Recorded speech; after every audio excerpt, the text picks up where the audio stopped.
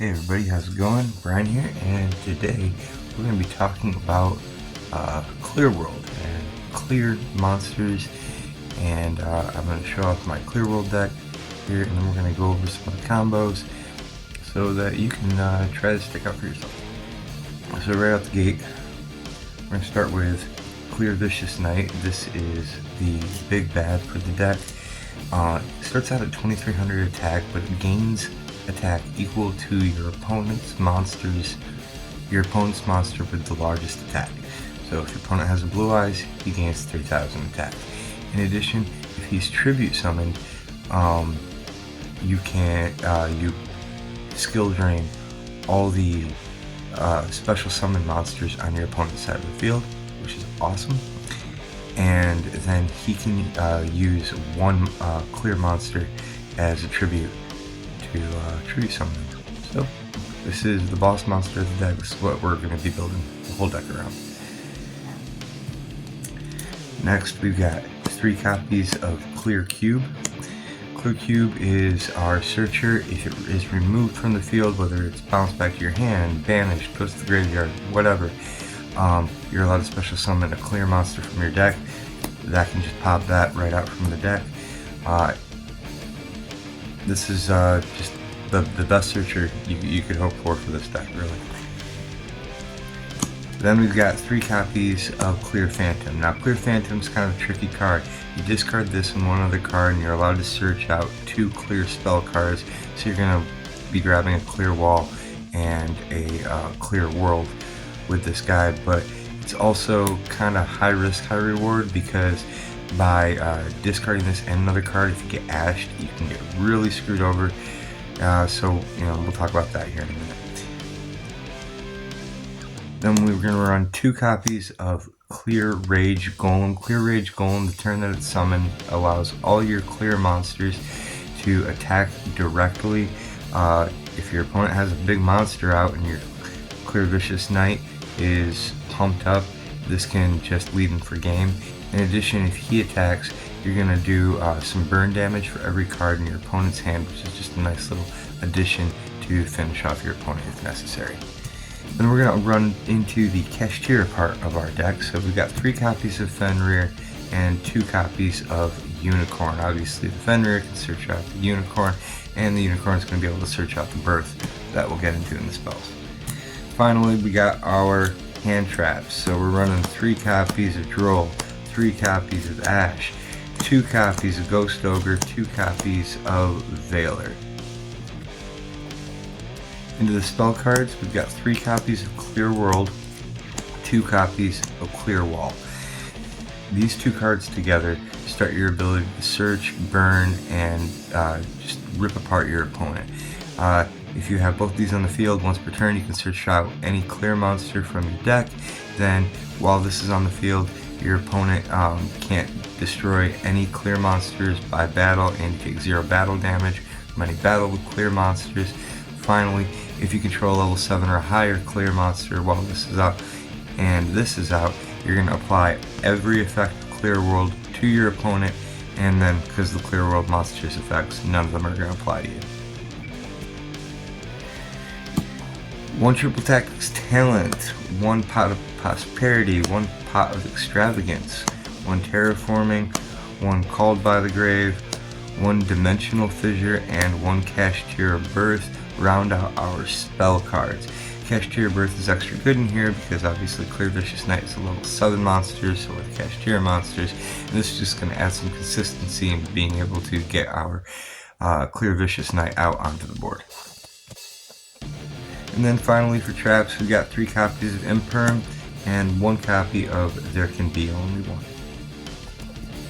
Into the extra deck, we got 1 copy of Relinquished Enema.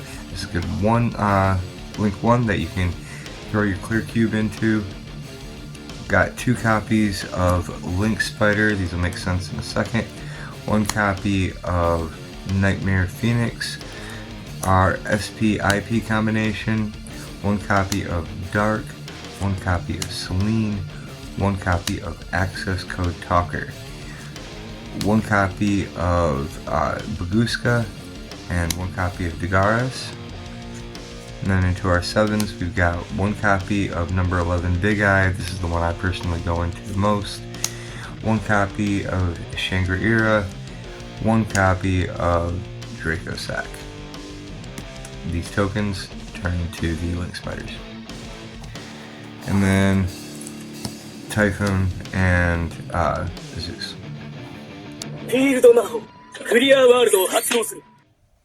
Alright, so into how to play this deck, these are the 4 main cards of the deck. Your Clear Wall, Clear World, Clear Vicious Knight, and Clear Cube. We've also got our Clear Phantom. This is how we're going to be able to search both our Clear Wall and our Clear World. And then what we're really hoping for in our opening hand is to open with something like Clear Phantom, one of these two, we'll go ahead and say Clear Cube, and then what we're really hoping to have is, maybe 1 Kashtira monster along with our hand traps. So what we're going to be looking to do here is we're going to start off by summoning the Kashtira Fenrir. Summoning up the Kashtira Fenrir, we're going to activate Kashtira Fenrir's effect. This is going to do 2 things. Number 1, we're looking for hand traps. We're trying to bait out a potential Ash. Also, we're going to add a card to our hand, being that we won't be able to summon the unicorn that we're going to be searching. It becomes an easy discard for our Clear Phantom here in a second. So, assuming they got nothing, or if they do, and they're all used up on their Ash, that's great too. We're going to discard our Clear Phantom and the card that we searched out, our Clear Unicorn, and that's going to allow us to search out our Clear Wall and our Clear World.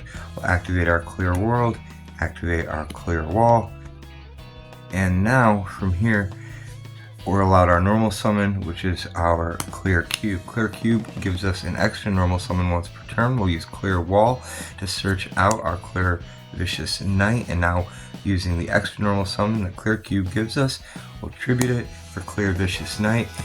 Now all of the effects of Clear World are active on our opponent. They won't be able to destroy our Clear Vicious Knight by battle, and we'll take no battle damage, but we're always going to be bigger because Clear Vicious Knight gains the attack. We've turned off all our opponent's special summon monster effects.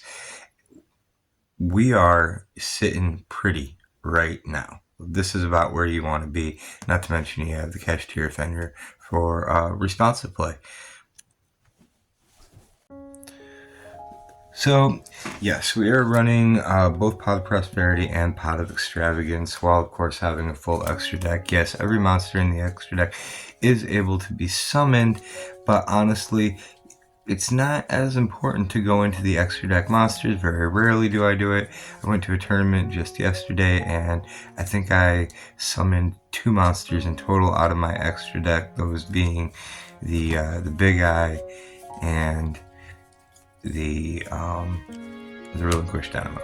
These are the only 2 that came up at all. So being that that's the case, we're really not afraid to throw away a lot of our extra deck using the pots in order to get more searches, get more draws. In addition, I got the Dimensional Fissure down here because we just don't care a lot with this deck. We're not getting a lot of recursion out of the graveyard. There's nothing that's naturally going to cause that. We got the Kashtira Bird that can recur our Kashtira monsters, but that's not going to be stopped if they're banished. So having the Dimensional Fissure really slows down a lot of opponents' plays with a lot of decks, and that is wonderful. It just adds another element into that overcoming abundance that the Clear World deck can provide with Clear Vicious Knight. Now, if you're looking for some other options for what you can put into the deck, the first one I'm going to recommend is Allure of Darkness. It's a draw card. It's going to let you draw 2, but then you have to banish a dark monster in your hand. All the Clear World monsters are dark monsters, and by adding a couple others, you can make this a pretty consistent way to move through your deck. The second one is going to be Macrocosmos. Just like our Dimensional Fissure, we don't really care about our cards being banished from play. This can be a real hindrance to our opponent, so Macrocosmos can be a really great option. The third card I want to recommend is Phantasme. This is a hand trap that if you're playing against Link decks can afford you a lot of extra draw power, combined with Kashtira Birth as a 7-star monster monster, this can be really effective. It also works with the Allure of Darkness. Alright, that's going to do it for this video. I want to send a special thanks to everyone who liked and commented on the Crystal Beast Snake Eyes video. Give me some likes, give me some comments on this one. Let's start a dialogue. I'm really going to start trying to get more videos up, including an update of my Crystal Beast Snake Eyes profile. If there's other decks that you want to see, you can hit me up, let me know, and other than that, we'll see you next time. Your turn.